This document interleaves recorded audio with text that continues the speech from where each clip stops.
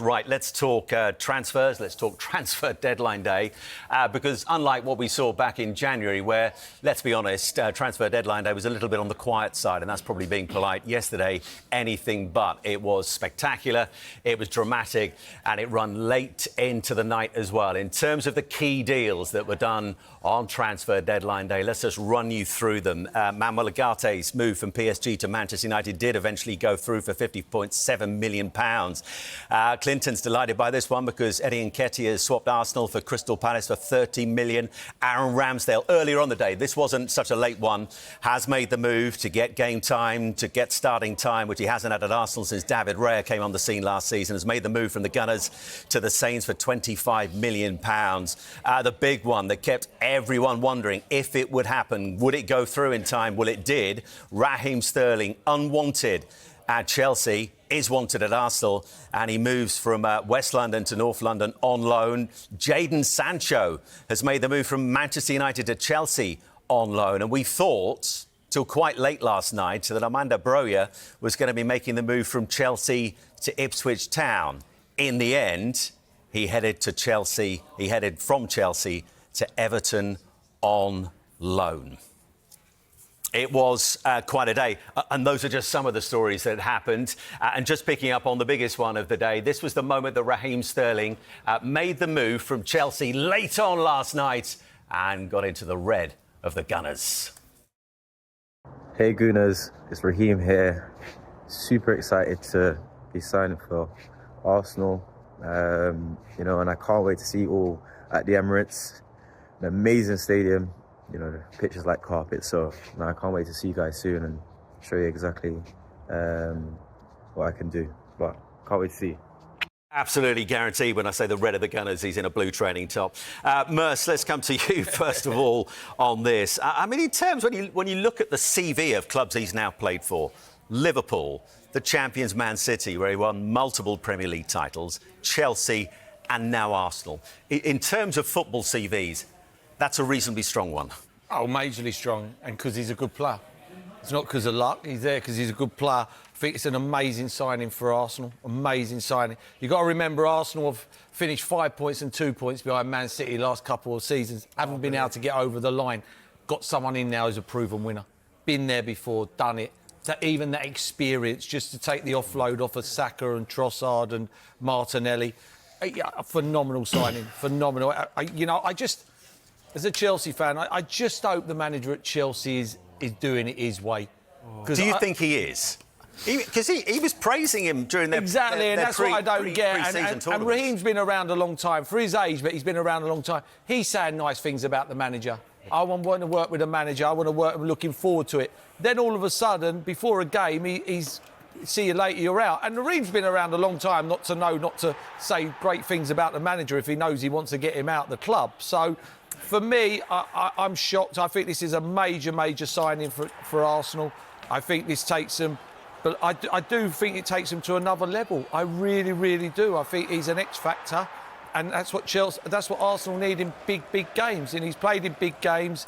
He turns up in big games, never really injured, always wants to play, ticks the box. And he's watching on, no surprise here, in terms of the game between Arsenal and Brighton, which is the early kick-off in the Premier League, remains 0-0 in that one. In terms of how he complements what Mikel Arteta already has, and they have a terrific working relationship for their time at City together, where does Sterling fit in? He fits in. I know they've got Saka on one wing, Martinelli. I know today Martinelli's on the bench and they got Trossard there. He can even play through the middle, Raheem. He can cause problems. He stretches it in behind. I think he's better coming from the left.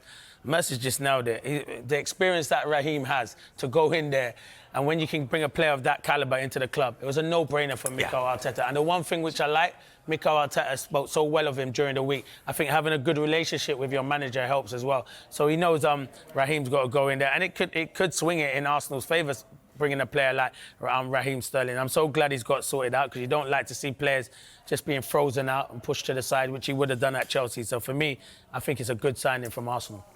Right, we will go to Peen and Sue very shortly because, as you can see, there have already been a flurry of goals in the early kickoffs in the EFL, including a big one in the East Lancashire derby where Burnley are into the lead against Blackburn. You'll see the goals from those 3 games in just a moment. Let's come to you, Boydie, on Jadon Sancho. Finally, we have an end to where he was going to go, if he was going to go. He's made the move. Has he made a good move? Have the club made a good move? Well, it's a good move in terms of he had to get out of Manchester United, that's for sure, because, I mean, I think, the manager and the player, they can say we've patched up our differences and everything, but I think once lost the trust, the manager's lost a bit of faith in you, it's very, very difficult to get it back, in terms of the way they'll speak in public. You've got to say the right things, but I mean, he went on loan last season and was done really well again. He felt obviously at home, at Borussia Dortmund. But I mean, there's one thing about Jadon: he needs to get his career back on track. This is someone who, could probably had, the pick of any club when he was leaving Dortmund. Manchester United was the ones to sign him, and it's not worked out. So I mean, when you look at both of them are going to new clubs. And you would expect him to be angry. You'd expect him to come out showing exactly why I have been bought for X amount of millions throughout my career and, show that I'm ready to come here and play. I think the Raheem Sterling one for me, when you look at Mikel Arteta, he's got a lot of players within that line-up that are nailed on to play. Saka plays, Havertz plays. But the one position that is chopping and changing is that left-hand side. Raheem Sterling could easily go in there and become, part of that front three and stay in there.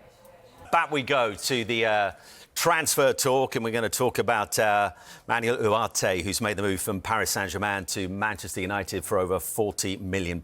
In terms of that middle of the park, Merce, is this the signing they needed? Maybe. They need someone who's going to get around the pitch and break things up. I mean, Clinton knows more about him than me. I was talking to Clinton about him. He seems like one of them players who's going to get around the pitch and break things up.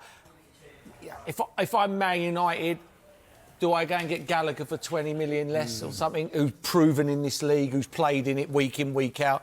This lad's not been playing at PSG, obviously because of the players they've got at PSG, but he's going to come in here. This French league's not the Premier League, and that would be my problem. I just don't know why they didn't go.